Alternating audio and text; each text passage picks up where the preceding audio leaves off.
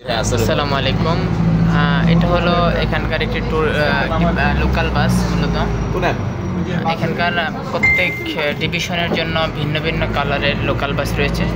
তার মধ্যে এটি হলো কেনিত্রার একটি লোকাল বাস। এখানে দেখায় আপনাদেরকে এখানে কোনো অতিরিক্ত যাত্রী নেওয়ার সুযোগ নেই।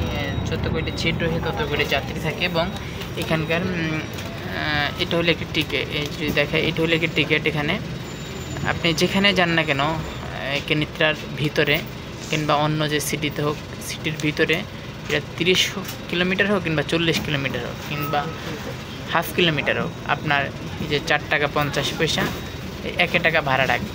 কোনো কোনো সিটিতে আর একটু কম রাখে 3 টাকা 50 পয়সা, কিন্তু এই সিটিতে 4 টাকা 50 পয়সা রাখে। আর এখানকার বাসগুলার যদি দেখাই, বাইরের একটি বাস যাচ্ছে।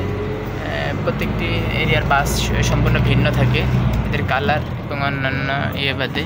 যে বাইরের একটি বাস দেখাচ্ছি, এটা হলো এখানকার অঞ্চলের বাসের কালার। খুবই সুন্দর এবং বাসগুলোর মধ্যে ওয়াইফাই কানেক্ট থাকে।